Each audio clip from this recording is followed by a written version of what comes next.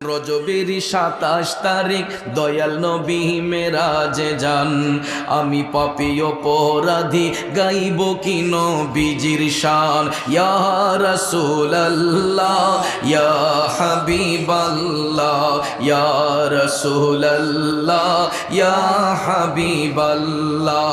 খোদা তাআলার দাওয়াত পেলেন দয়াল নবী আরশে গেলেন। খোদা তাআলার দাওয়াত পেলেন দয়াল নবী আরশে গেলেন। নবীর ছোঁয়ায় মুখরিত এই জমিন আর 7 আসমান। নবীর ছোঁয়ায় মুখরিত এই জমিন আর 7 আসমান।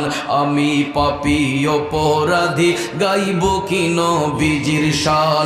ইয়া রাসূলুল্লাহ ইয়া হাবিব বলুন ইয়া রাসূলুল্লাহ ইয়া হাবিবাল্লাহ ইয়া রাসূলুল্লাহ ইয়া হাবিব। জিবরাইল হলেন খাদিম যাবেন নবী আরশে আজিম। দুলহা সেজে দয়াল নবী বোরাকেতে পা ওঠান। দুলহা সেজে দয়াল নবী বোরাকেতে পা ওঠান। আমি পাপী অপরাধী গাইব কি নবীজির শান। ইয়া রাসূলুল্লাহ ইয়া হাবিব ইয়া রাসূলুল্লাহ ইয়া হাবিবাল্লাহ ইয়া রাসূলুল্লাহ ইয়া হাবিব। মসজিদুল আকসাতে গিয়া দেখেন নবী কুল আম্বিয়া। মসজিদুল আকসাতে গিয়া দেখেন নবী কুল আম্বিয়া। ইমাম হয়ে নূর নবীজি 2 রাকাত নামাজ পড়ান। ইমাম হয়ে নূর নবীজি 2 রাকাত নামাজ পড়ান। আমি পাপী অপরাধী গাইব কি নবীজির শান। ইয়া রাসূলুল্লাহ বলুন ইয়া রাসূলুল্লাহ।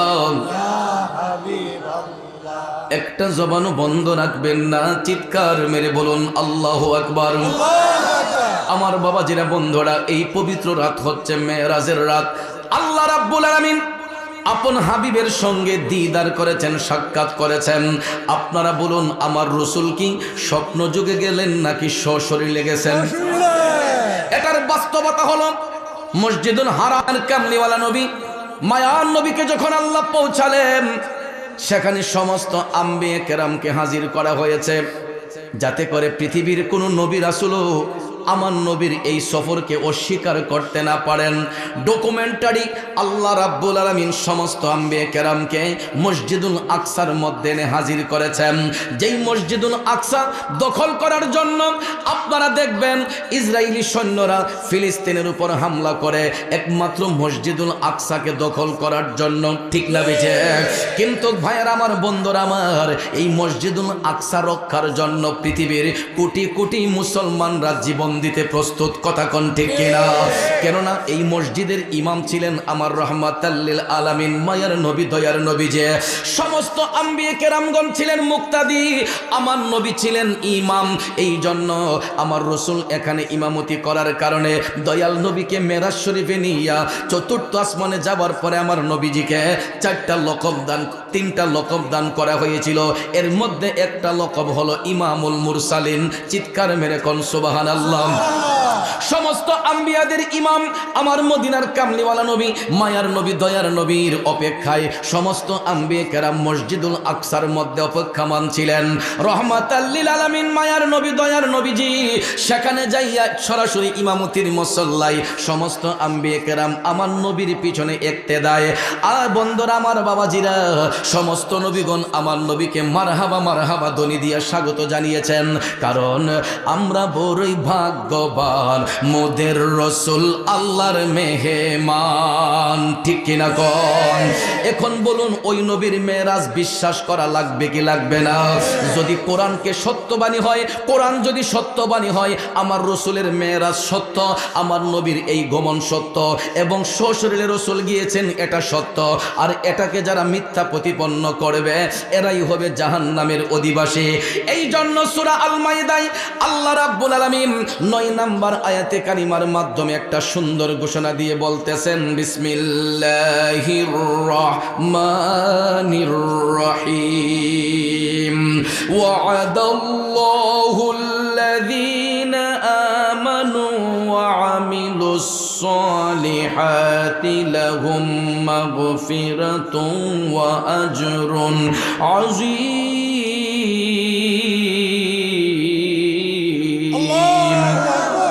আল্লাহ রাব্বুল আলামিন ওয়াদা করতেছেন, আল্লাহ কয় আমি আল্লাহ ওয়াদা করতেছি, প্রতিজ্ঞা করতেছি, আল্লাযীনা আমানু, যারা ঈমান আনবে, ওয়া আমিলুস সালিহাত, এবং যারা সৎ কাজ করবে, যারা ঈমান আনবে সৎ কাজ করবে, আল্লাহ তাআলা কয় লাহুম মাগফিরাতুন ওয়া আজরুন আযীম, এদের জন্য আমি আল্লাহর পক্ষ থেকে রয়েছে ক্ষমা এবং তাদের জন্য রয়েছে উত্তম পুরস্কার। আল্লাহ রাব্বুল আলামিন সঙ্গে সঙ্গে বলেন, ওয়াল্লাযীনা কাফারু ওয়া কাযযাবু বিআয়াতিনা উলাইকা আসহাবুল জাহিম। আল্লাহ রাব্বুল আলামিন বলতেছেন, সঙ্গে সঙ্গে যারা কুফরি করবে এবং আমার বিধানকে যারা মিথ্যা প্রতিপন্ন করবে, আল্লাহ কয় এরা জাহান্নামের অধিবাসী হয়ে যাবে। আর যারা ঈমান আনবে, সৎ কাজ করবে, ভালো কাজ করবে, আল্লাহ কয় তাদের জন্য আমার পক্ষ থেকে ক্ষমা এবং পুরস্কার রয়েছে। ওয়াদা করে আল্লাহ বলতেছেন, আর যারা আল্লাহর শানে কুফরি করবে, যারা কোরআনের আয়াতগুলোকে মিথ্যা প্রতিপন্ন করবে, এরা জাহান্নামের অধিবাসী হয়ে যাবে। এখন বন্ধুরা আমার, বাবাজিরা, কথা হলো, আমার নবীর মেরাজকে যারা অস্বীকার করে, সশরীরে রাসূল মেরাজে গিয়েছেন, এটাকে যারা অস্বীকার করবে, এরা কোরআনকে অস্বীকার করলো, ঠিক না বেঠিক? কারণ আল্লাহ রাব্বুল আলামিন সূরা বনী ইসরাঈলের শুরুতে বলেছেন, সুবহানাল্লাযী আসরা বিআবদিহি। আল্লাহ তাআলা এখানে জাতের কসম খেয়ে বলতেছেন যে সুবহান, এটা আশ্চর্যান্বিত শব্দ, যে তিনি সেই মহান সত্তা যিনি আসরা বিআবদিহি লাইলাম মিনাল মাসজিদিল হারামি ইলাল মাসজিদিল আকসা, একই রাতের মধ্যে আপন বান্দা, বিআবদিহি, আল্লাহ বলেছেন আমার বান্দাকে। এখানে আমার বান্দা মানে আমরা যেরকম বান্দা এরকম নয়, এখানে আব্দুন দ্বারা রসুলের সুরত মুবারককে বোঝানো হয়েছে। তিনি যে রুহানিভাবে যান নাই, সশরীরে গিয়েছেন, এই জন্য এখানে আব্দুন শব্দটি ব্যবহার করা হয়েছে। আল্লাহু আকবার কন। আমার আল্লাহ কত মহান। এই আব্দুন দ্বারা আমরা যেমন বান্দা, রসুলকে এই রকম বান্দা বোঝানো হয় নাই। এটার তাফসির খুলে দেখবেন, আমার রসুল যে সশরীরে গিয়েছেন, সুরতে বাসার রূপে যে গিয়েছেন, আমার দয়াল নবীজি সশরীর মুবারকে গিয়েছেন, এই কারণে এখানে বিআবদিহি শব্দটা আমার আল্লাহ ব্যবহার করেছেন। বন্ধুরে, একই রাতের মধ্যে আমার মদিনার কামলিওয়ালা নবীর ভ্রমণটা হয়েছে, আর এই ভ্রমণটাকে 3টা স্টেপে ভাগ করা হয়েছে। প্রথমটা স্টেপটা হলো মসজিদুল হারাম থেকে মসজিদুল আকসা, সেখান থেকে বাইরে আমার দয়াল নবীর মেরাজ হয়েছে, ঊর্ধ্বগমন হয়েছে। ঊর্ধ্বগমনটা কিন্তু মসজিদুল হারাম থেকে হয় নাই, ঊর্ধ্বগমন হয়েছে মসজিদুল আকসা থেকে বাইতুল মামুর পর্যন্ত। এরপরে বাইতুল মামুর পাড়ি দিয়া, সিদরাতুল মুনতাহা পাড়ি দিয়া, আরশ আজিম পর্যন্ত, সেখানে আরেকটা ভ্রমণ। মোট কথা এই পুরোটা ভ্রমণটাকে 3টা স্টেপে ভাগ করা হয়েছে। আমি দেখলাম আমার ইতিপূর্বে আমার সম্মানিত আলোচক শাইখ মুফতি গোলাম রাব্বানী কাসিমি সাহেব মেরাজের আলোচনা করেছেন, খুব সুন্দরভাবে তত্ত্বভিত্তিক কথা বলেছেন। আমিও পুরো রাত যদি মেরাজের আলোচনা করে শেষ করা যাবে না। আমার ভাইয়ার, আমার বন্ধুরা, আমার মূল কথা হলো এই সফরের উদ্দেশ্যটা কি, এই সফর আল্লাহ তাআলা কেন হাবিবকে নিয়েছিলেন? এই ভ্রমণটা করানোর একটাই কারণ, আমার আল্লাহর কুদরতি কালামে যত আশ্চর্যান্বিত বিষয় আছে সব কিছু সচক্ষে হাবিবকে দেখানো এবং জানানোই ছিল এই মেরাজের উদ্দেশ্য, ঠিক না বেঠে? আজকে আমরা ওয়াজে গেলেই হুজুর কবরের আযাব নিয়ে একটু আলোচনা করেন, হুজুর জাহান্নামের একটু আলোচনা করেন, হুজুর কবর হাসর নিয়ে একটু কথা বলেন, হুজুর পর্দার একটু ওয়াজ করেন, হুজুর মা বাবার একটু ওয়াজ করেন, বলে কি বলে না? বাবাজিরা আমার, বন্ধুরা আমার, জাহান্নামের বর্ণনা পাইলাম কার কাছ থেকে? জান্নাতের বর্ণনা পাইলাম কাছ থেকে? হালাল হারামের বর্ণনা পাইলাম কার কাছ থেকে? মাতা পিতার হক সম্পর্কে সংবাদ পাইলাম কার কাছ থেকে? মাতা পিতার হক সম্পর্কে আলোচনা করব। এই সম্মান, এই বার্তাটা আমাদেরকে দিয়েছেন আল্লাহর হাবিব রাহমাতাল লিল আলামিন। যদি আমার নবীর ভ্রমণ না হইতো, রসুল যদি মেরাজ শরীফে না যাইতেন, আমরা জান্নাত জাহান্নাম সম্পর্কে জানতাম না, আমরা হালাল হারাম সম্পর্কে জানতাম না, পাক না পাক সম্পর্কে জানতাম না, সত্য মিথ্যার পার্থক্য নির্ণয় করতে পারতাম না। কবরে কি অবস্থা হয়, হাসরে কি অবস্থা হয়, মিজানে কি অবস্থা হয়, ফুলসিরাতে কি অবস্থা হবে, এই বিষয়গুলো আমরা জানতাম না, কখনো জানার আমরা সুযোগও ছিল না। একমাত্র জানতে পেরেছি আমার মদিনার কামলিওয়ালা নবীর এই পবিত্র ভ্রমণের কারণে। কথা কোন ঠিক না বেজে? বন্ধুরা আমার, বাবাজিরা, মদিনার কামলিওয়ালা নবী, মায়ার নবী, দয়ার নবী, বাইতুল মুকাদ্দাসে সমস্ত আম্বিয়া কেরামের উপস্থিতিতে আমার নবী যখন ইমামতি করলেন, 2 রাকাত নামাজের ইমামতি করার পরে জিবরাইল আলাইহিস সালাম ডাক দিয়া কয়, নবী গো, ওগো মদিনার কামলিওয়ালা নবী, এখন আমাদের বাহনটা উপরের দিকে আরোহণ করবে, আপনার এখন মেরাজ শুরু হবে। মেরাজ শব্দের অর্থই হলো ঊর্ধ্বগমন। আমার বন্ধুরা, বাবাজিরা, 70,000 নূরের ফেরেশতা জিবরাইল আলাইহিস সালাম বুরাকের লাগাম ধরে রাখলেন, দুলহা সেজে আমার নবী এই বুরাকের মধ্যে বসলেন।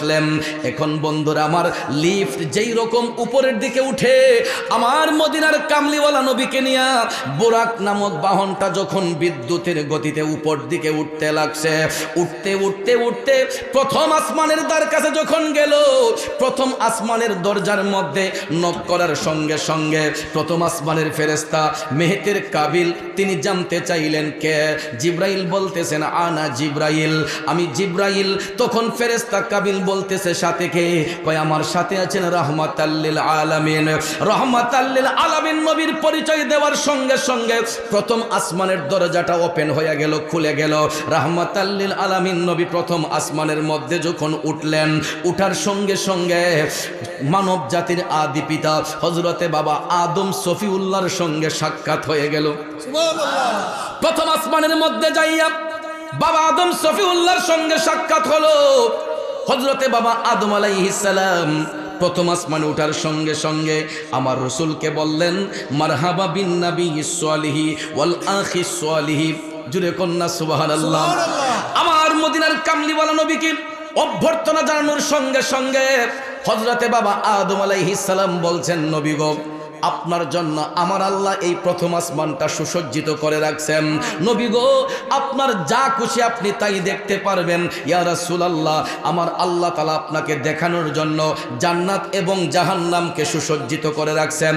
আপনি চাইলে আগে জান্নাত দেখতে পারবেন, আপনি চাইলে আগে জাহান্নাম দেখতে পারবেন।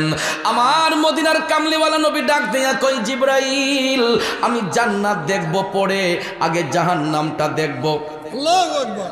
প্রথম আসমানে উঠার সাথে সাথে আমার রসুলকে জান্নাত জাহান্নাম দেখার পারমিশন দেওয়া হলো।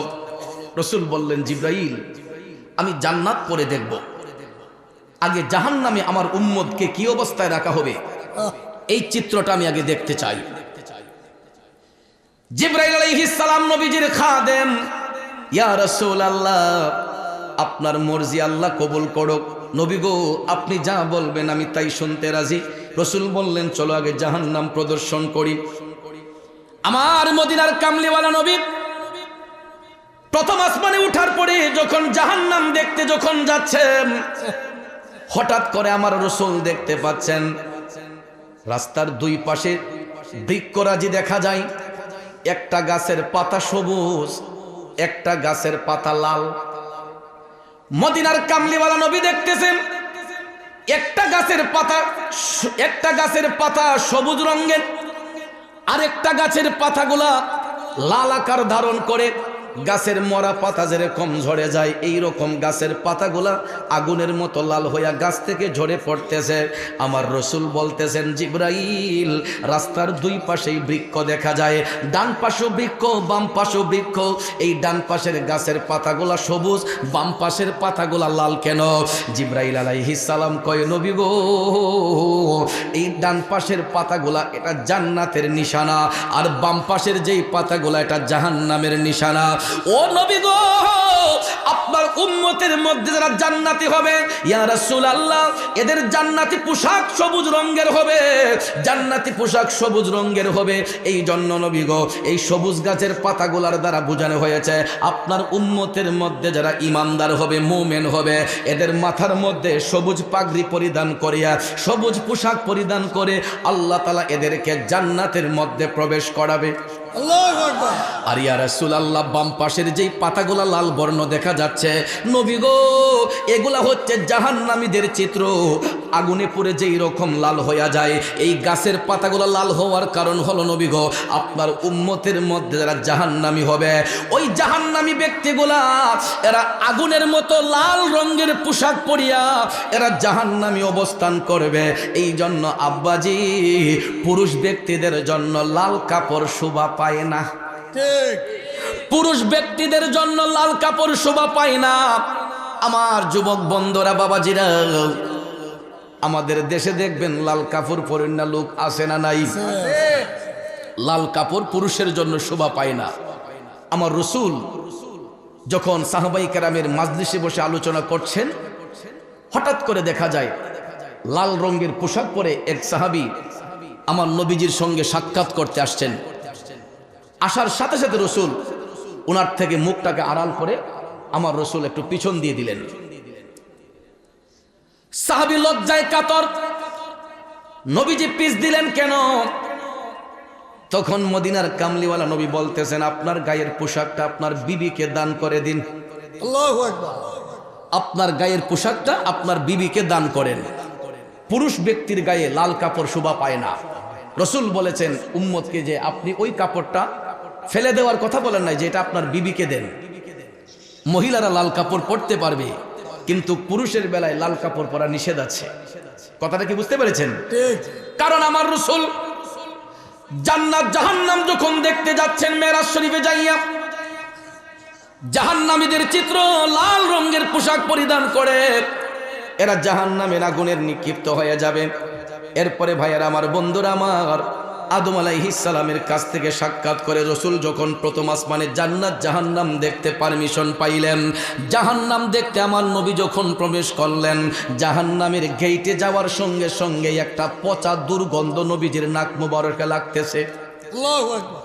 আবার নবী জাহান্নামের পচা দুর্গন্ধ পাইয়া চোখের পানিগুলা টপ টপ করে পড়তেছে।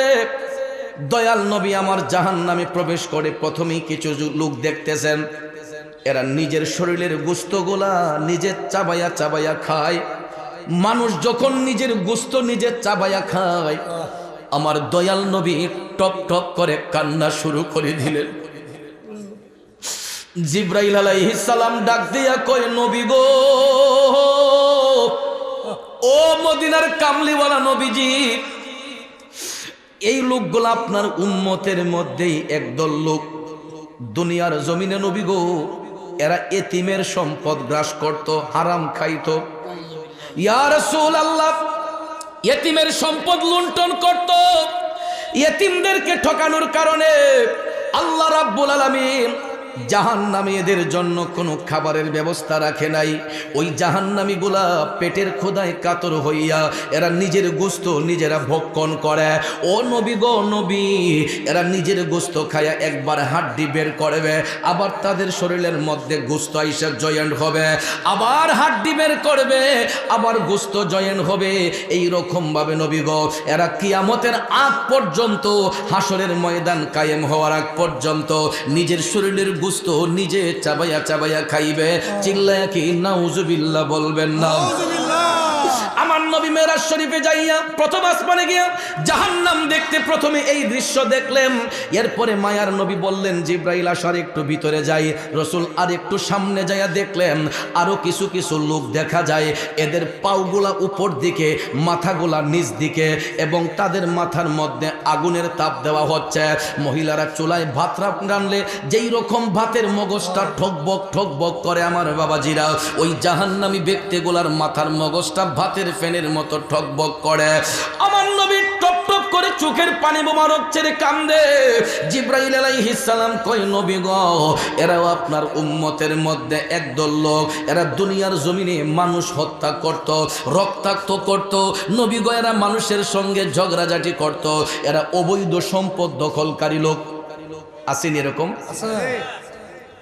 যুবক বন্ধুরা, আমার বাবাজিরা, আমার নবী নিজ চোখ মুবারক দিয়ে দেখেছেন পরের সম্পদ আত্মসাৎকারী, যারা মানুষের সঙ্গে ঝগড়াঝাটি করে, মানুষ হত্যা করে, খুন খারাপি করে, ওই লোকগুলাকে আমার নবী দেখেছেন। আল্লাহ তাআলা হাসরের এই জাহান্নামের মধ্যে তাদের পাওগুলা উপরে, মাথাটা নিচের দিকে, এদের বাহাদুরি সেই দিন আর থাকবে না।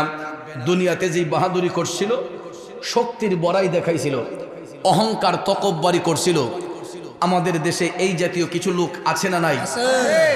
দেখবেন যারা অর্থ সামর্থ্য হওয়ার পরে এরা মানুষকে মানুষ বলে গণ্য করে না, এরা শক্তির বাহাদুরি দেখায়, ক্ষমতার জোর দেখায়, লাঠির শক্তি দেখায়। আছে না নাই? আপনারা বলেন, আমরা যত টাকার মালিকই হই না কেন, সম্পদ দিয়েছেন কে? আমরা যত শক্তি দেখাই না কেন, শক্তি দান করছে কে? বন্ধুরা, আমার বাবাজিরা, আল্লাহ রাব্বুল আলামিন ইচ্ছে করলে মুহূর্তের মধ্যে আমাকে আপনাকে অচল বানাইয়া দিতে পারে কি পারে না? দেখবেন চাষটলে বৈশাখ চা পান করতেছি, বাজারে গেছি, বাজার করার সময় হঠাৎ করে দেখবেন কিছু কিছু মানুষ দাঁড়ানো ছিল, হঠাৎ করে লুজ খাইয়া পইরা গেছে। আছে না? আমরা নাম দিছি স্ট্রোক, হার্ট অ্যাটাক। হঠাৎ করে দেখবেন দাঁড়ানো ছিল, ঠাস করে পড়ে গেছে। পড়ার পরে আমরা 4-5 জনের ধইরা তাড়াতাড়ি হাসপাতালে পাঠাই। ডাক্তার সাহেব চিকিৎসা করে কয় ওনার তো প্যারালাইসিস হয়ে গেছে। যেই লোকটা শক্তি দেখাইতো, বাহাদুরি করত, হঠাৎ করে দেখা যায় প্যারালাইসিস হওয়ার কারণে একটা হাত অচল, একটা পাও অচল। বন্ধুরা আমার, কত চেষ্টা করতেছে হাতটা উঠাইবার জন্য, কিন্তু আমার আল্লাহ অচেতন করে দিয়েছে, অকিছু করে দিয়েছে। পৃথিবীর সব শক্তি মিলে তার হাতকে কি তাজা করা যাবে? না। করার মালিক কে? আল্লাহ। জোরে কোন করার মালিক কে? এই জন্য কবি বলেছেন, সৃষ্টিকর্তার ইশারাতে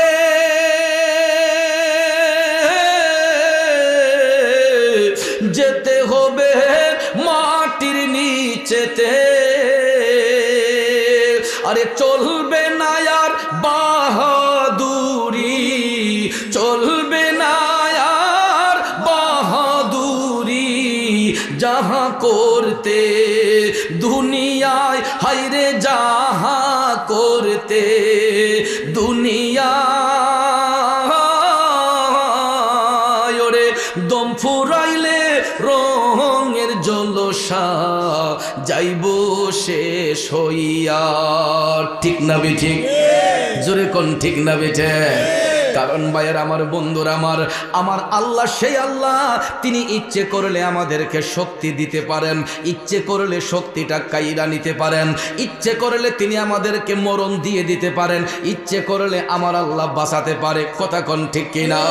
এই জন্য কবি বলেছেন, তুমি রাখো কি বা মারো এই দয়া কর, থাকিতে যেন তোমায় না ভুলিও, থাকিতে যেন তোমায় না ভুলি, তুমি রাখো কি বা মারো এই দয়া কর, থাকিতে যেন তোমায় না ভুলি। খারাপ লাগতেছে বাবাজিরা, আমার মদিনার কামলিওয়ালা নবী আপন চোখ মোবারকে দেখতে পাইলেন। ওই ক্ষমতার জোর দেখান না ব্যক্তিগুলা যারা মানুষ হত্যা করত, মানুষকে ঠকাইত, খুন খারাপি করত, পরে সম্পদ আত্মসাৎ করত, ওই সমস্ত ব্যক্তিগুলাকে আমার আল্লাহ জাহান্নামের মধ্যে পাওগুলা উপর দিকে মাথাগুলা নিচ দিকে দিয়া অগ্নির তাপ দিয়া তাদের মাথার মগজগুলাকে আল্লাহ গলায়া গলায়া জাহান্নামের আগুনে যখন ওই মগজগুলা পড়ে, তেল শরীরের তেলগুলা পড়ে, তখন আগুনটা আরো লাফায়া লাফায়া উপর দিকে উঠে। নাউজুবিল্লাহ কোন। আগুনের মধ্যে দেখবেন তৈলাক্ত জিনিস, পেট্রোল, অকটেন, ডিজেল, এইগুলা ঢাললে পরে দেখবেন আগুনের গতি আরো বাড়ে। দেখতে তো লিকুইড দেখা যায়, অকটেন, পেট্রোল পানির মতো দেখা যায়, কিন্তু এটার মধ্যে এক জাতীয় গ্যাস আছে যেটা দেওয়ার সঙ্গে সঙ্গে লাফাইয়া লাফাইয়া আগুন উপর দিকে উঠে। ঠিক তদ্রূপভাবে রাসূল বলেছেন, জাহান্নামের মধ্যে জাহান্নামী ব্যক্তিদের মাথায় যখন অগ্নির তাপ দেওয়া হবে, তাদের পুরোটা শরীর গলে যখন এই মগজগুলা যখন আগুনের মধ্যে পড়বে, আগুনের গতি তখন আরো বাড়তে থাকবে। আর ওই জাহান্নামী ব্যক্তিগুলা মানুষকে খুন করার কারণে, হত্যা করার কারণে কিয়ামতের আগ পর্যন্ত আল্লাহ তাআলা এদেরকে জাহান্নামের আগুন দিয়ে জ্বালাইবেন। বন্ধুরা আমার, বাবাজিরা আমার, তাহলে বলুন আমরা এই জুলুম অত্যাচার থেকে বাঁচা দরকার আছে না নাই? আমার রাসূল আর একটু সামনে গেলেন। সামনে যাওয়ার পরে দেখতেছেন আরো কিছু কিছু লোক দেখা যায়, এদের পেটগুলা অনেক উঁচা উঁচা, পেটের চামড়াগুলা খুবই পাতলা, সাপ বিচ্ছুগুলা এদের পেটের মধ্যে কিল কিল করতেছে। জোরে কি নাউজুবিল্লাহ বলবেন না? আমার নবী চোখের পানি ছেড়ে কান্না করতেছেন, ও জিবরাইল, এরা তো দেখতে মানুষ, কিন্তু তাদের পেটের ভিতরে সাপ বিচ্ছু ধরছে কেন? জিবরাইল আলাইহিস সালাম কয়, নবী গো, এরাও আপনার উম্মতের মধ্যে একদল লোক, এরা দুনিয়ার জমিনে ইন্টারেস্ট খাইতো, সুদ খাইতো, ঘুষ খাইতো।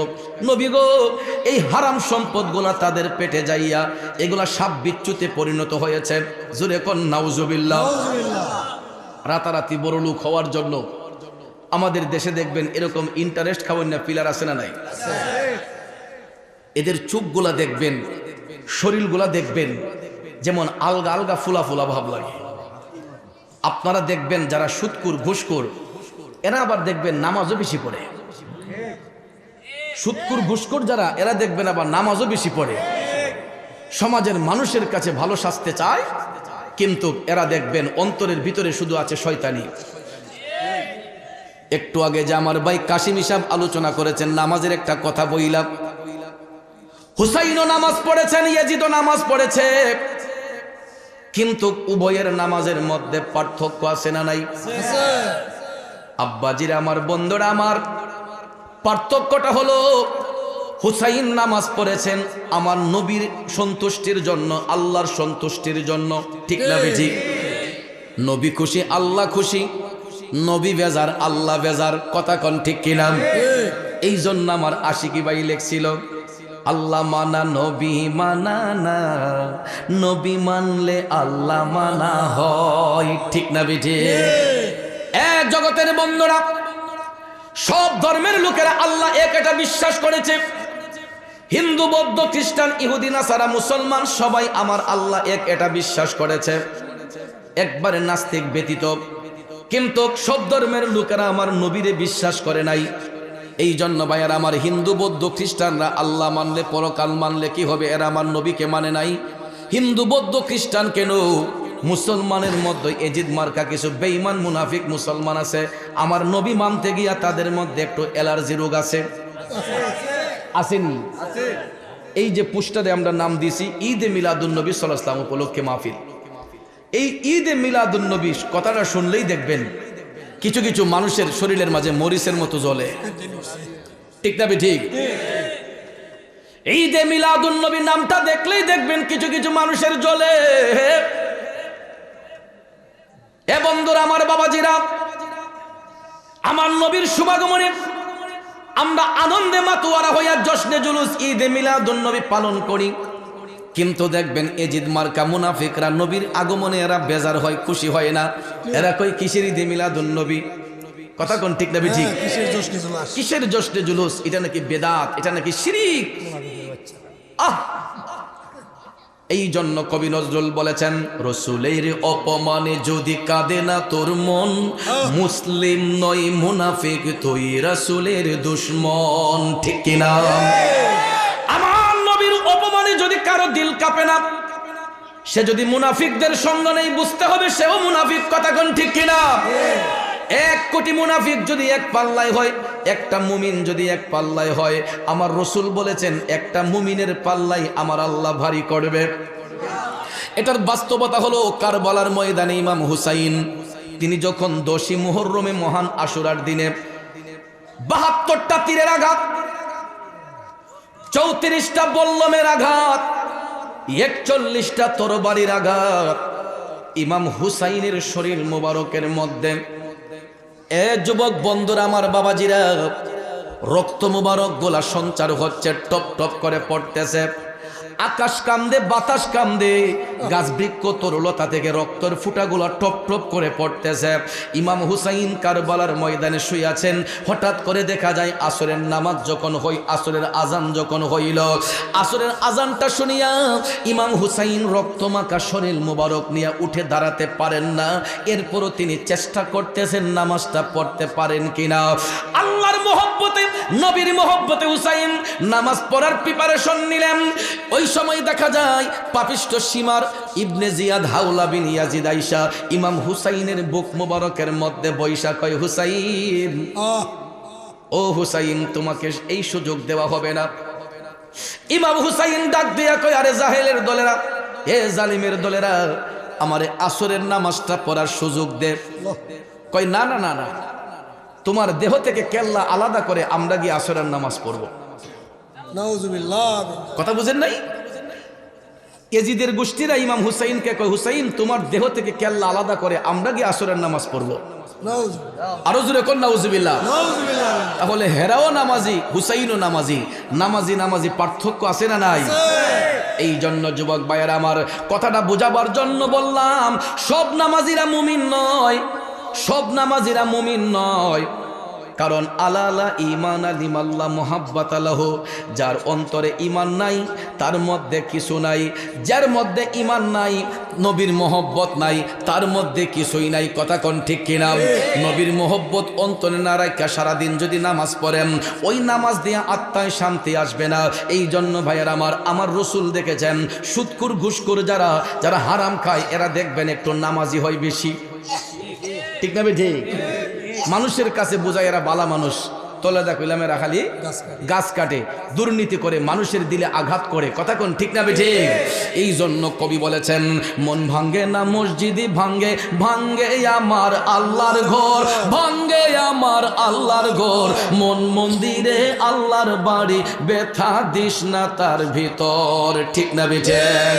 জুলুমকারীকে আল্লাহ পছন্দ করে না। আপনি নামাজ কাজা করেন, রোজা কাজা করেন, তওবা করলে আল্লাহ ক্ষমা করার ব্যবস্থা রাখছে। কারণ বন্ধুরা, আমার বাবাজিরা, বান্দা যখন বান্দার মনে কষ্ট দিবে, আমার আল্লাহ কয়, বান্দা যতক্ষণ ক্ষমা না দিব আমি আল্লাহ ততক্ষণ তারে ক্ষমা দিব না। এই জন্য যারা সুদ করে, ঘুষ করে, এরা নামাজ পড়লে, রোজা রাখলে কি হবে না, হারাম সম্পদটা পেটে যায় আর সাপ বিচ্ছু হইয়া, এই সাপ বিচ্ছুগুলা তার পেটের মধ্যে কিলকিল করে কামড়ায়। জিবরাইল কয়, নবী গো, সুদকুর ঘুষকুর পেটের মধ্যে যেই সাপে কামড়ায়, একটা সাপ যদি বের হইয়া দুনিয়াতে একটা কালো শ্বাস মারে গো নবী, ওই সাপের বিষে গোটা পৃথিবীটা অন্ধকার হইয়া যাইব। জোরে জোরে কোন নাউজুবিল্লাহ। তাইলে এমন ইন্টারেস্ট খাওয়াই না ফিলার আমরা দেশ কম না বেশি? কথা কোন কম না বেশি?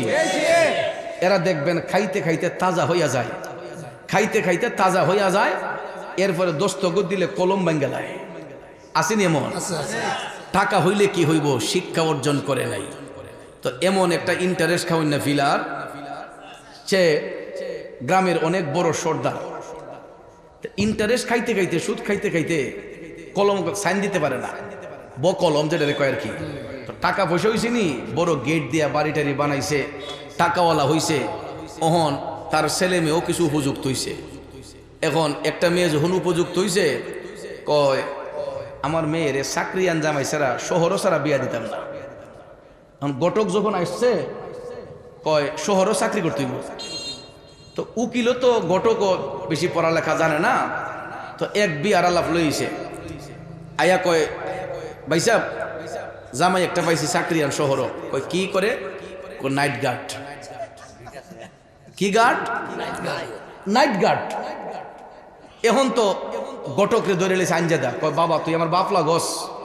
কয় ই জামাই সারিস না, নাইট গার্ড। তো সে তো আসলে শিক্ষিত না, অশিক্ষিত মানুষ, সুদ খাইয়া টাকা বানাইছে। এখন শিক্ষার মর্ম তো আর জানে না, কথা কোন ঠিক না ঠিক? জ্ঞানী গুণীর কদর তো আর জানে না। যখন কইছে নাইট গার্ড, এই লোকে মনে করছে না জানি কত বড় চাকরি। আর আঞ্জাদা দইরা কয় ফুত তুই আমার বাপ লাগস। কয় ই বিয়া কইলাম ফিরেছ না। কয় ঠিক আছে ঠিক আছে। এখন প্রচুর সম্পদের মালিক, সব কিছু দিয়া মেয়েরে নাইট গার্ডের কাছে বিয়া দিছে। কয় শহরে থাকবো নি? কয় জি জি শহরে থাকবো। এখন বিয়ার পরে শহরে নিয়ে গেছে। যাওয়ার পরে বাপ না অন জিডার একটু দীক্ষাই বাড়ির থেকে মিঠাই মিষ্টি লইয়া গেছে জিয়ের বাড়ি বেড়াইতো।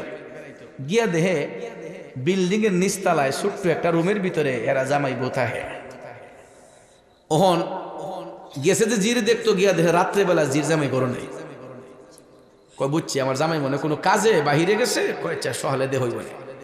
ওন সকালবেলা দেহে আইয়া জামাই ঘুমাইয়া নাক টানে। কয় কিতারে? কয় আইলাম আইয়া জামাই দিয়ে ফোন তো দেখলামই না, রাত্রে সারা রাত থাকলো বাইরে, সহালে ঘুমাইতেছে। ও বুঝছি বেটা শরীরটা মনে ক্লান্ত। আচ্ছা রাত্রে কথা মনে। আবার যখন বিকাল হইছে, আব্বা বোন আমি আসতেছি। কই আবার রাত্রে বাড়ি গেছে। এরকম একদিন দুই দিন তিন দিন যখন গেছে, অহন বেটা কয় আমার জিয়ের জামাই না চাকরি। আর কি চাকরি করে আজকে আমি দেখতে দিব। তো সন্ধ্যার সময় যখন যায় জামাই যখন ঘর থেকে বাড়িছে, এবার আজকে দেখি জামাই কিতা করে। এরপরে ফিস ফিস গেছে। যাওয়ার পরে গিয়া দেখতেছে জামাই শরীরের মাঝে ওই যে সিকিউরিটি গার্ডের যে নাইট গার্ড তাদের যে পোশাক, এই পোশাক পরে হে কুদ্দুর পর বাসে ফু মারে।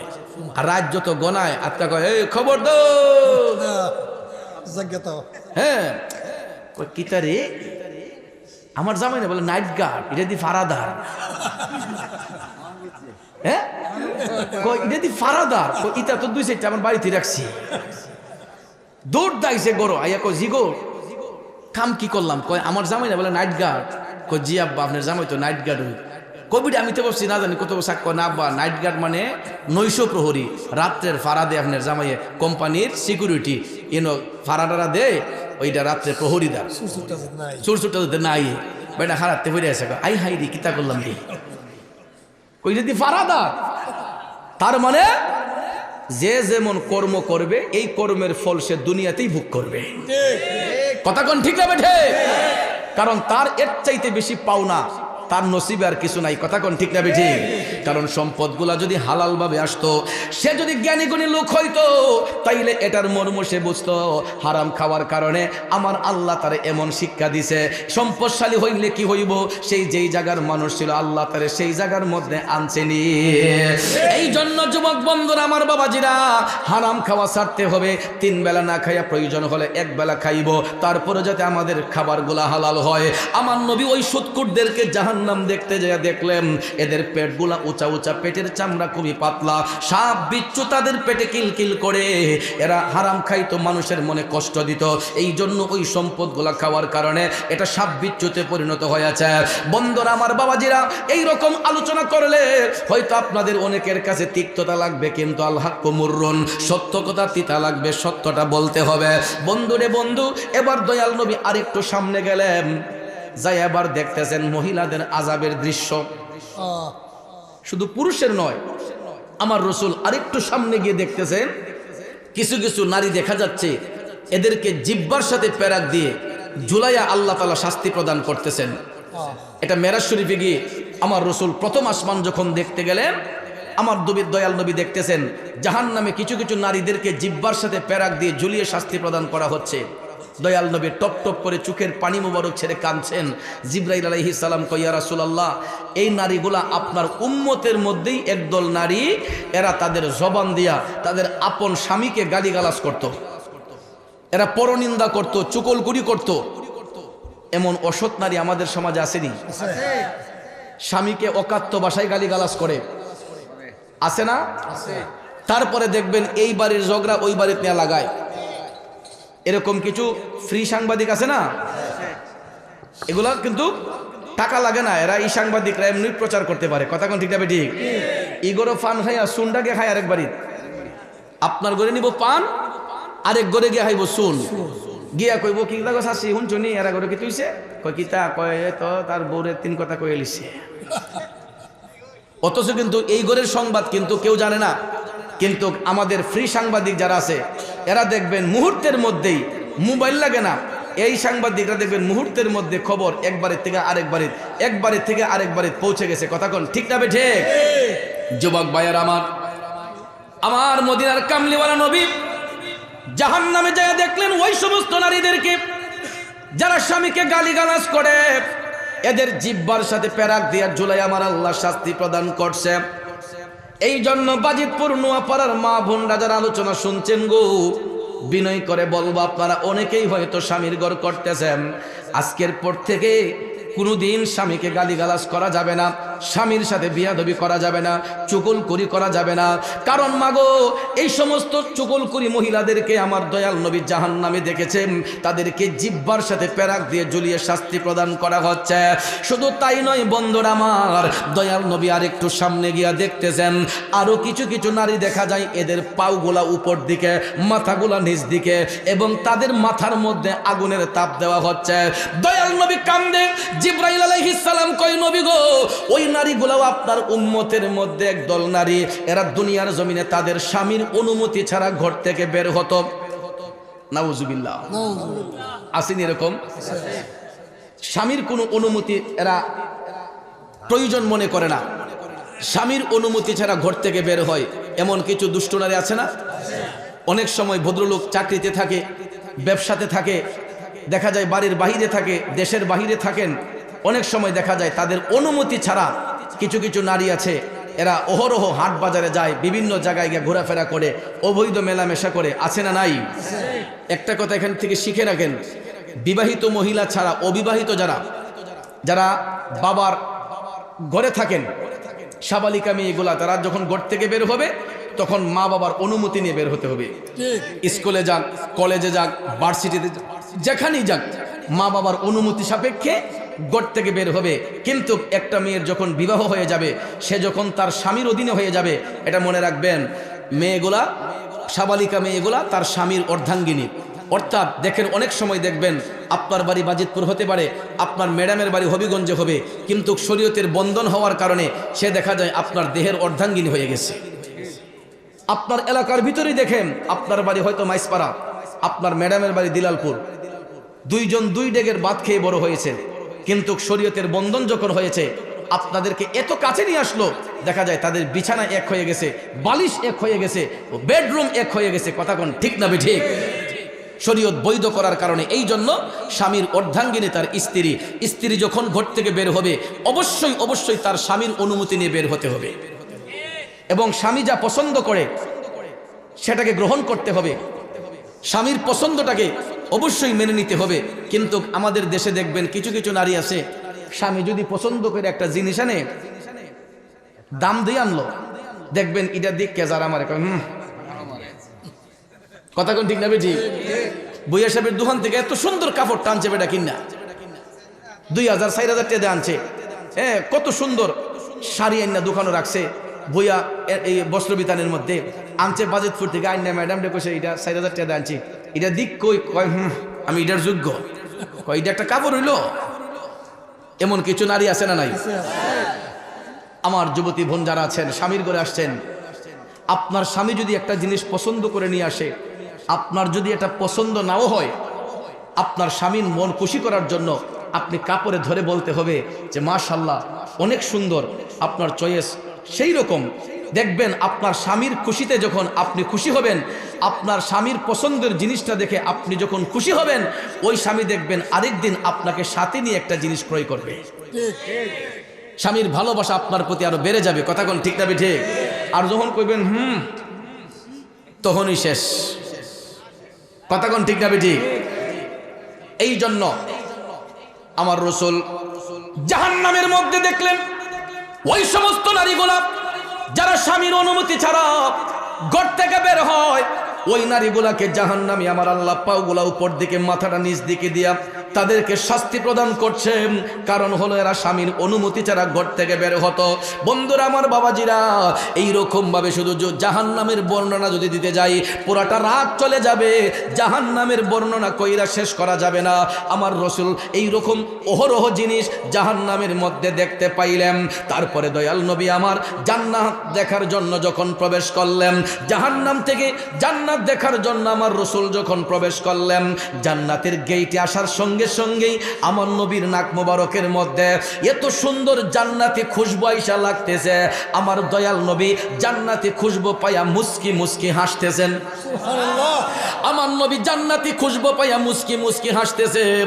জিবরাইল আলাইহিস সালাম কয়, ইয়া রাসূলুল্লাহ, এটাই হলো জান্নাতের আলামত, জান্নাতের মধ্যে জান্নাতি খুশবু আসে নবী গো। আমার রসুল তখন জান্নাত দেখতে প্রবেশ করলেন। জান্নাতের মধ্যে প্রবেশ করিয়া আমার রসুল দেখতেছেন কিছু কিছু নূরের মহল দেখা যায়, এক একটা মহলের মধ্যে এক একজন লোক বসে আছে।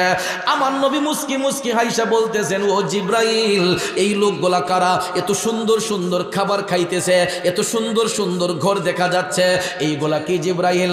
জিবরাইল আলাইহিস সালাম কয়, নবী গো, এইগুলা দুনিয়ার কোনো ঘর বাড়ি নয়, এইগুলা হলো আপনার মুমিন উম্মতের এক একটা কবর। আরো জোরে কোন সুবহানাল্লাহ। নবী গো, আপনার উম্মতের মধ্যে যারা মুমিন, যারা মুত্তাকি, যারা ইমানদার, ওই ইমানদাররা যখন দুনিয়ার মায়া ত্যাগ করে কবরে আসে, তখন আল্লাহ তাআলা তাদের কবরটাকে 3.5 হাত আর রাখে না। আমরা দুনিয়াবাসীরা যদিও 3.5 হাত কবরে দেই, রসুল বলেন কবরবাসীদের মুমিনদের কবর 3.5 হাত থাকে না।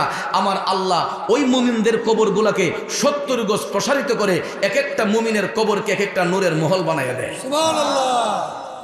আমার বাবাজিরা, বন্ধুরা, তাইলে বলুন, দুনিয়ার জিন্দেগি দামি না আখিরাতের জিন্দেগি দামি? আখিরাতের জিন্দেগি দামি। আমরা তো সবাই দুনিয়া নিয়ে পাগল। দুনিয়ার লোভ লালসায় আমাদেরকে এত ব্যস্ত করে ফেলেছে। দেখবেন নামাজের কথা বললে কয়, না ভাই সাহেব, কাজ করি তো পারি না, সংসার চালাই তো পারি না, এরকম অজুহাত আছে না নাই? ও ভাই সাহেব, আইন না নামাজ ডাফরিও, ও খেত পাথর তাহি কাজের ঝামেলায় পড়তে পারি না, এরকম অজুহাত দেয়। আসেনি মিয়া? আমার মদিনার কামলিওয়ালা নবী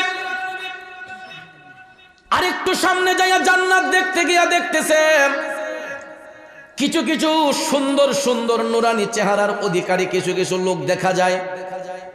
এদের কপাল থেকে যেই রকম মণিমুক্তা ঝিলিক মারে, এই যে মরিচা বাতিগুলা যেই ঝিলঝিল করে, আমার রসুল দেখতেছেন বিশাল বড় একটা কাফেলা কিছু কিছু লোক দেখা যায়, এদের কপাল থেকে নূরে ঝলঝল করতেছে, যেই রকম ভাবে রাতের আকাশে তারকাগুলা মিটমিট করে ঝিলিক মারে। দয়াল নবী দেখতেছেন জান্নাতের মধ্যে কিছু কিছু পুরুষ দেখা যায়, কিছু কিছু মানুষ দেখা যায় যাদের কপাল থেকে নূরে ঝলঝল করতেছে। আমার রসুল দেখা মুস্কি মুস্কি হাসতেছেন, ও জিবরাইল, এই সুন্দর সুন্দর ব্যক্তিগুলা কারা? জিবরাইল আলাইহিস সালাম কয়, নবী গো, এরা আপনার উম্মতের মধ্যে একদল লোক, এরা মুমিন, ইয়া রাসূলুল্লাহ, এরা নামাজি। দুনিয়ার মধ্যে এদের এই কপাল দিয়া এরা আল্লাহকে সিজদা করতো নবী গো, এরা শিরিক করতো না, এরা কোনো ব্যভিচারী করতো না, কোনো খারাপ কাজ করতো না নবী গো, এরা সব সময় না কপালটা জমিনে লাগাইয়া আল্লাহকে সিজদা করতো। এই জন্য নবী গো, এই নামাজি ব্যক্তিগুলা দুনিয়া ছেড়ে আসার পরে আল্লাহ রাব্বুল আলামিন এদেরকে জান্নাতের মধ্যে এই উঁচু আসনের মধ্যে রাখছেন। এই নবী গো, এদের কপালের মধ্যে যেই নূরে ঝলঝল করে, এই সিজদার জায়গাগুলা যেখানে তারা সিজদা করছিল, ওই সিজদার জায়গাটা দামি হয়ে গেছে। আমার আল্লাহ এটাকে নূর হিসেবে কবুল করেছে, আর ওই নূরটা মুমিনদের কপালের মধ্যে গিয়া ঝিলিক মারে। কিয়ামত পর্যন্ত ওই নামাজি ব্যক্তিদের কপাল থেকে এই রকম নূরে ঝলঝল ঝলঝল করবে। সুবহানাল্লাহ কোন ভাইয়ার আমার, বন্ধুরা আমার, আমাদের দেশে দেখবেন কিছু কিছু ব্যক্তি আছে যারা দুনিয়া লোভী, আর কেউ কেউ আছে সত্যিকারের প্রেমিক যারা আল্লাহকে খুশি করার জন্য নামাজ পড়ে। ঠিক না বেঠিক?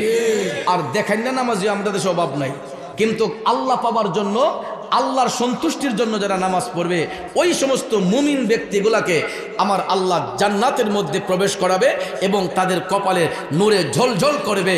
আল্লাহ রসুল জান্নাত দেখতে আরেকটু সামনে গেলেন, যাইয়া দেখতেছেন আরো কিছু কিছু লোক দেখা যাচ্ছে, বিশাল বড় বড় প্রাসাদ, এক একটা ঘরে এক একটা পুরুষ, 70 জন বেহেশতের হুরগেলমা এক একটা পুরুষের সেবা করতেছে।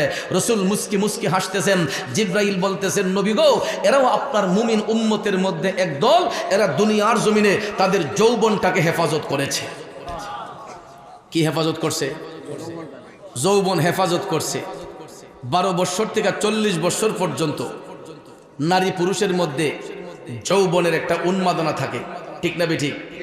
তখন দেখবেন চুলের 22টা সুন্দর থাকে, চামড়াটা টান থাকে,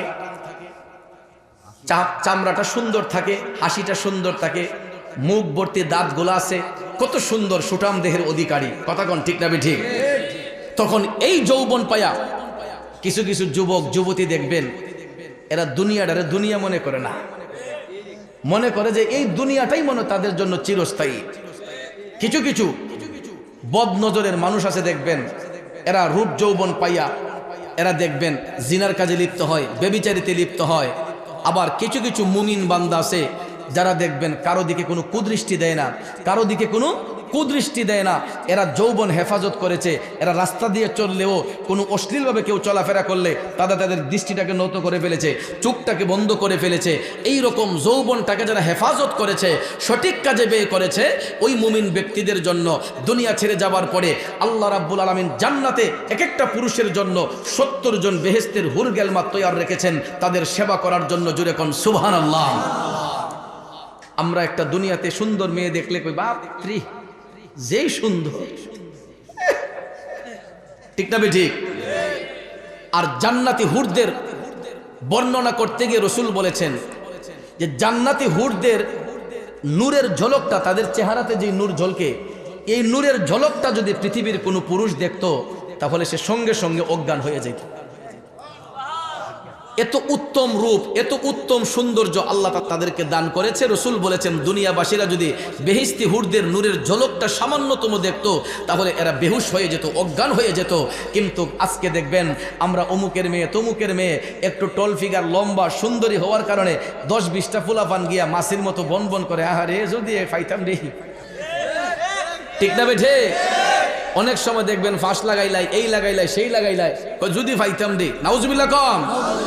এইরকম বদনজর কুনিয়তে যদি কেউ কারো দিকে তাকায় এদের স্থান হচ্ছে জাহান্নামে।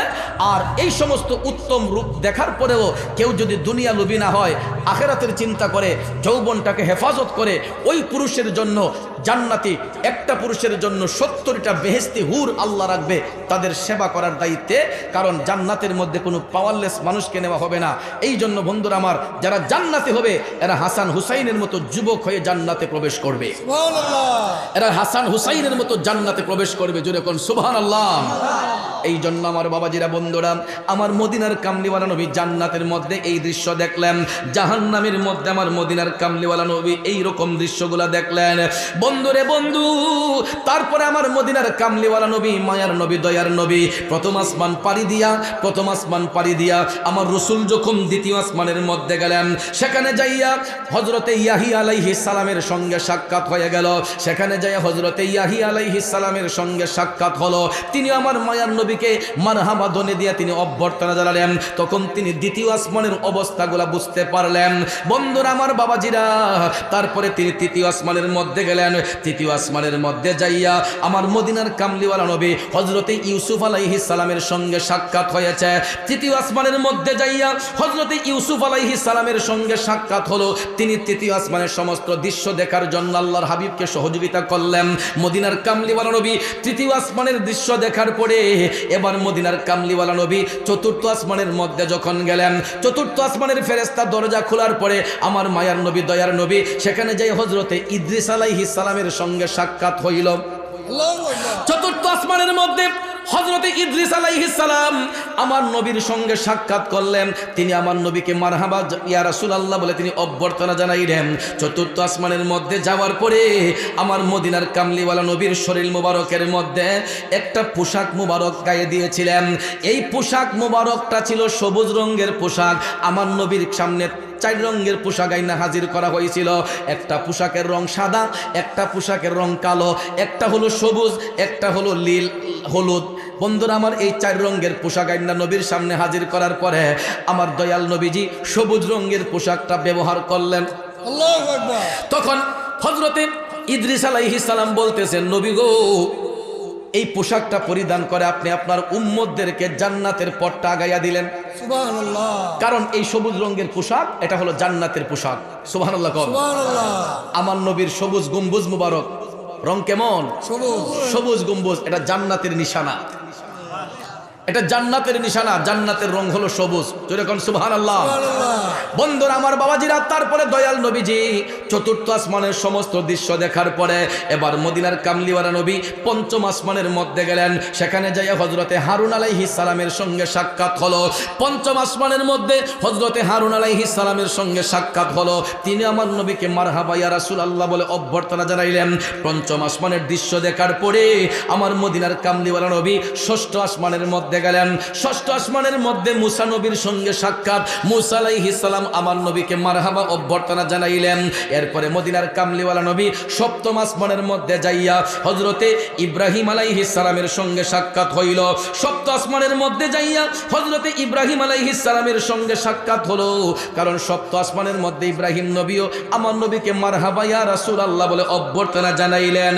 আমার বন্ধুরা বাবাজিরা, এরপরে কবি বলেছেন, 7 আসমান পারি দিয়া সিদরাতুল মুনতাহা গিয়া রফরফে পা রাখেন নবী জিবরাইল থামিয়া যান।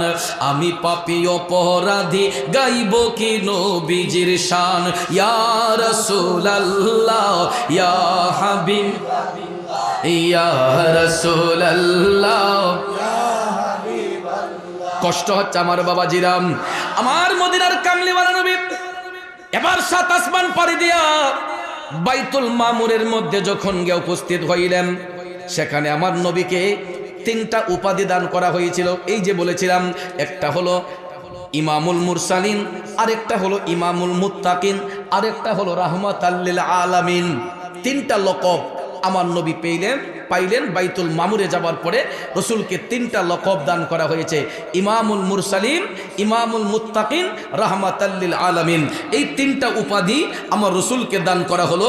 এরপরে ভাইয়ার আমার দয়াল নবী আমার সিদরাতুল মুনতাহায় যখন উপনীত হলেন, জিবরাইল ফেরেশতা বলতেছেন, ইয়া রাসূলুল্লাহ এখন আমাকে বিদায় দেন। রসুল বললেন, কেন? জিবরাইল বলতেছেন, নবী গো, আমার পাওয়ার এতটুকু পর্যন্তই আল্লাহ তাআলা রেখেছেন। আমি যদি এর থেকে একটু পশম পরিমাণ উপরে উঠি, আমার 70,000 নূরের পাখা জ্বলে পড়ে সারকার হয়ে যাবে। ইয়া রাসূলুল্লাহ, বুরাক নামক বাহন আর উপর উঠতে পারবে না, তারও পারমিশন নাই। ছেড়ে দিলেন বুরাক। সিদরাতুল মুনতাহা যাওয়ার পরে বুরাক ছেড়ে দিলেন। জিবরাইল আলাইহিস সালামকেও বিদায় দেওয়া হলো। এখন আমার মদিনার কামলিওয়ালা নবী আরো উপরে উঠবেন। দেখেন, জিবরাইল ফেরেশতা পর্যন্ত সিদরাতুল মুনতাহার উপরে আরশে আজিমে যাওয়ার পারমিশন নাই, একমাত্র নবী ছাড়া। आसमानों ही ऊपर सब नबी रह गए, आसमानों ही ऊपर सब नबी रह गए, अर्श आज़म पे पहुंचा हमारा नबी। जुरे कन्ना सुबहानाल्लाह। আমরা কেমন নবীর উম্মত মিয়ারা, আমরা নিজের ইজ্জত তো নিজে জানি না কতটুকু উপরে আমাদের ইজ্জত। আজকে গিয়া ইহুদি খ্রিস্টানদেরকে বন্ধু বানাই, ইহুদি খ্রিস্টানদের সঙ্গে বন্ধুত্ব স্থাপন করি, বিধর্মীদেরকে নিয়ে খেলানালা করি। অথচ কোরআন শরীফে স্পষ্ট আল্লাহ তাআলা বলেছেন, ইহুদি খ্রিস্টানদেরকে তোমরা নিজেদের বন্ধু বানাইও না। আমি ওই দিন তাতালচরের মাহফিলে বলে আসছিলাম যে ইহুদি খ্রিস্টানকে তোমরা বন্ধু বানিও না, এরা পরস্পর বন্ধু হয়, এরা কখনো মুমিনের বন্ধু হতে পারে না। ঠিক। আর যারা তাদেরকে বন্ধু বানায় এরা তাদেরই অন্তর্ভুক্ত। এর বাস্তবতা হলো, আমি ওই দিনও বলে এসেছি, দেখবেন আমার নবীর মেরাজের আলোচনা করবে না, বরঞ্চ রসুলকে বলে রসুল নাকি কাউবয়। নাউজুবিল্লাহ মিন জালিক। কেমন ইংলিশ জানুন না এটা, ওই যে ওই নাইট গার্ডের মতো আর কি। ঠিক ঠিক। বেশি ফটোর ফটোর করলে ইমান কেমনে নষ্ট হয়। ইংলিশ বলতে বলতে আমার নবীর সানে গিয়া খ্রিস্টাইনা ভাষা দিয়া কয় রসুল নাকি কাউবয়, আমার নবী নাকি গরু রাখাল। আরো জোরে কইতেন নাউজুবিল্লাহ। এই কথাটা তো মুখে আনাও পাপ। আমি যে বলছি আস্তাগফিরুল্লাহ, আল্লাহ আমাকে ক্ষমা করো, ঠিক, ঠিক। আয় আল্লাহ তুমি আমারে ক্ষমা করো। ঠিক। আমার রসুলের সামনে এই রকম কথা যারা বলতে পারে, তারপরে রসুলের বডি ফিটনেস দিয়ে কথা কয়, নবীজি নাকি 6 প্যাক ছিল বডিতে, 6টা পার্ট নাকি ছিল, আমার নবী নাকি এমন বডি ফিল্ডার ছিলেন। নাউজুবিল্লাহ কন। নাউজুবিল্লাহ। অথচ দেখেন আমার নবীজির 11 জন বিবি ছিলেন, যারা উম্মাহাতুল মুমিনিন, যাদেরকে মুমিনদের মা বলা হয়। 11 জন বিবির মধ্যে কেউ কোনোদিন আমার দয়াল নবীজির সতর মুবারক দেখার সুযোগ হয় নাই। সুবহানাল্লাহ। অনেক মুফাসসিরনে কেরাম বলেছেন, বিভিন্ন সাহাবাই কেরাম থেকে রাওয়ায়াত এসেছে, আম্মাজান আয়েশা সিদ্দিকা রাদিয়াল্লাহু তাআলা আনহা থেকে রাওয়ায়াত এসেছে যে রসুল নিজের লজ্জাস্থান মুবারক কোনোদিন তাকান নাই। অন্য তাকাইবে দূরের কথা, আমার রসুলও কখনো নিজের লজ্জাস্থান মুবারকের দিকে তাকান নাই। সুবহানাল্লাহ কোন। কারণ তাকানোর প্রয়োজন নাই। নবীজির পেশাব মুবারক, পায়খানা মুবারক, রক্ত মুবারক, আঙ্গুল মুবারক, চুল মুবারক, কথা কোন ঠিক কিনা। অথচ দেখেন আমার আপনার নাভির নিচে যদি চুল উঠে 40 দিনের ভিতরে না কাটলে এটা হারাম হয়ে যায়। ঠিক। বগলের গোপগুলা এগুলা 40 দিনের ভিতরে না কাটলে আপনার হারাম হয়ে যায়। মাকরুহ তাহরিমি, হারামের সমতুল্য, কথা কোন ঠিক না ঠিক। এই জন্য হাতের নখ, গোপ, আমাদের নাভির নিচের চুলগুলা এগুলা দ্রুত কাটতে হয়। যখন দেখবেন কালো হয়ে গেছে তখনই এগুলাকে পরিষ্কার করতে হয়, কারণ আত্মহুরু শাত্রুল ঈমান, পবিত্রতা হলো ঈমানের অংশ, কথা কোন ঠিক না বেজে। আমার আপনার দেহের এই চুলগুলা নাপাক হয়ে যায়, নাভির নিচের চুলগুলা নাপাক হয়ে যায়, 40 দিনের ভিতরে এগুলা কাটতে হয়, কথা কোন ঠিক না বেজে। কিন্তু আমার রসুলের চুল মুবারক, রক্ত মুবারক, আঙ্গুল মুবারক, পাও মুবারক, নখ মুবারক, প্রত্যেকটা হচ্ছে নুরুন আলা নূর মুবারক, কথা কোন ঠিক কিনা। ওই নবী বলে কাউবয়। নাউজুবিল্লাহ। নাউজুবিল্লাহ।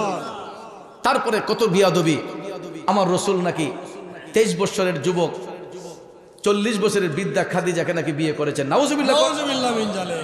কথার মধ্যে কোনো শালীনতা নাই। অথচ দেখেন তাদের নাম নেওয়ার সঙ্গে সঙ্গে, উম্মাহাতুল মুমিনিনদের নাম নেওয়ার সঙ্গে সঙ্গে বলতে হয় আম্মাজান খাদিজাতুল কুবরা, আম্মাজান আয়েশা সিদ্দিকা, কথা কোন ঠিক না ঠিক।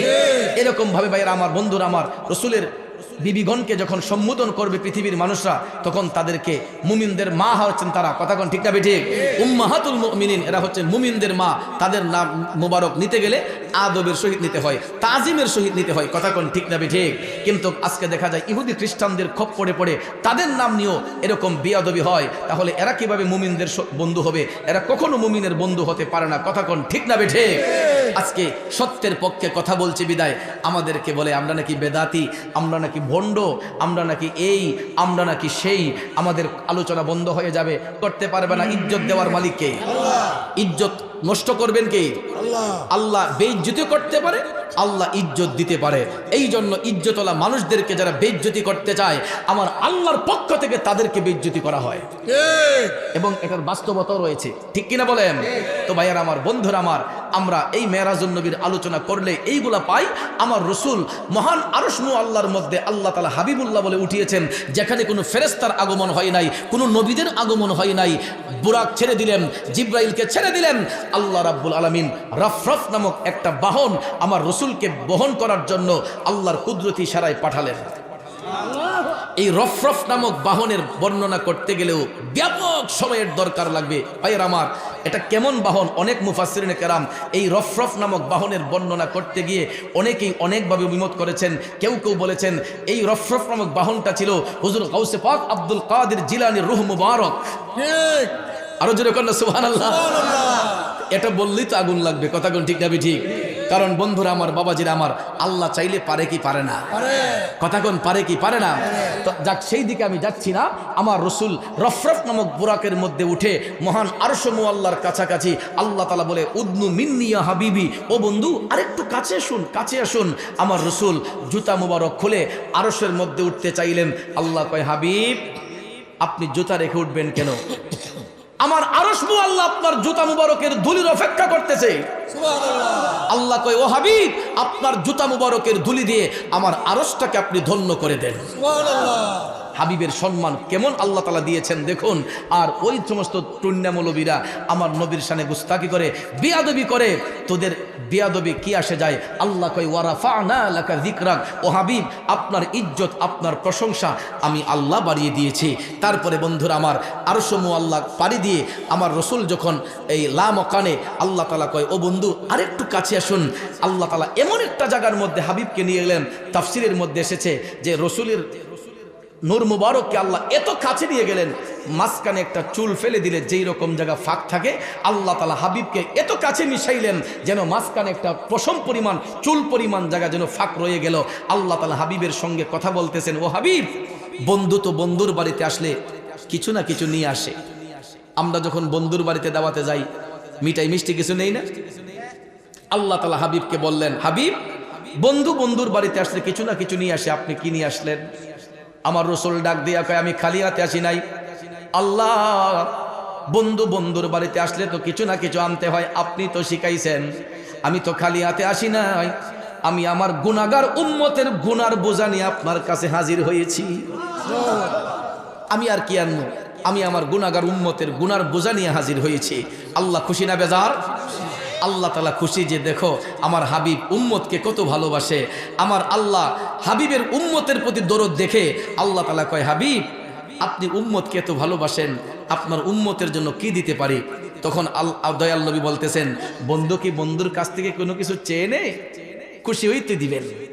তখন আল্লাহ তাআলা ওই একটু আগে কাসিম হিসেবে এটা বলে গিয়েছেন, আমার আল্লাহ 50 ওয়াক্ত নামাজ, 6 মাস রোজা উম্মতের গুনার বোঝা হালকা করার জন্য দিয়েছেন। যখন রসুল 7 আসমান আইসা ইব্রাহিম নবীর সঙ্গে সাক্ষাৎ, আবার যখন তিনি নিচে আসলেন 6ষ্ঠ আসমানে মুসা নবীর সঙ্গে সাক্ষাৎ, তো মুসা আলাইহিস সালাম একটু কথা বেশি বলতেন, তিনি প্রশ্ন করতেন বেশি। সুবহানাল্লাহ।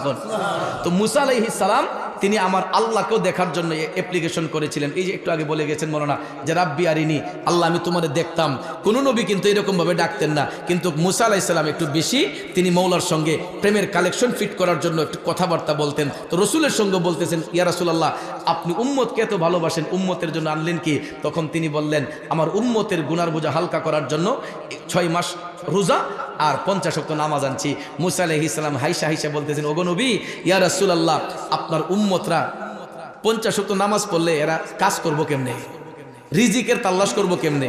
ইয়া রাসূলুল্লাহ, 6 মাস রোজা রাখলে আপনার উম্মতরা এমনি উইক হয়ে যাবে, দুর্বল হয়ে যাবে। নবী গো, এটা আপনার উম্মতের পক্ষে কষ্টসাধ্য হয়ে যাবে। আপনি তো মৌলার একান্ত কাছের, আল্লাহ তাআলা ডাক দিলে আপনার কথা শুনবে, আপনি চেষ্টা করেন আর একটু কমানো যায়। রসুল চিন্তা করলেন, আসলে তো ঠিক, এখানে কিছু কিছু মৌলবী সব তাফসির করে নবী নাকি আবার গেছেন, আবার আইছেন, আবার গেছেন, আবার আইছেন। নো, আমার রসুলের যাওয়ার কোনো প্রয়োজন নাই। রসুল যেখান থেকে মালিকরে ডাকেন, মালিক সেখানেই ডাকের সাড়া দেয়। আল্লাহর হাবিব উম্মতের কথা অ্যাপ্লিকেশন করে যখন বললেন, আল্লাহ তাআলা রাজি হইয়া কমাইয়া দিতে দিতে 5 ওয়াক্ত নামাজ, 1 মাস রোজা উম্মতের গুনার বোঝা হালকা করার জন্য আল্লাহ তাআলা দিয়েছেন, যেটাকে রসুল ফরজ করে দিয়েছেন। কিন্তু ভাইয়ার আমার, আল্লাহ শুধু হুকুম দিয়েছেন আর ফরজ করে দিয়েছেন নবীজি। আল্লাহ কিন্তু বলে নাই যে তুমি ফজর এত রাকাত ফরজ পড়ো, জোহর এত রাকাত ফরজ পড়ো, মাগরিবের টাইমে এত রাকাত ফরজ পড়ো। এইগুলো আল্লাহ তাআলা আমাদেরকে শিখান নাই। আল্লাহ শুধু আদেশ করেছেন, আর এই আদেশকে বাস্তবায়ন করার জন্য কত রাকাত নফল পড়ব, কত রাকাত সুন্নত পড়ব, কত রাকাত ওয়াজিব, কত রাকাত ফরজ, কিভাবে সালাতুল তাসবিহ, সালাতুল হাজত, সালাতুল ইশরাক, সালাতুল তাহাজ্জুদ, এই রকম নামাজগুলা, বন্দেগীগুলা কিভাবে করব শিক্ষা দিয়েছেন রাহমাতাল লিল আলামিন। এই জন্য ওই নবীর গোলামি করতে হবে।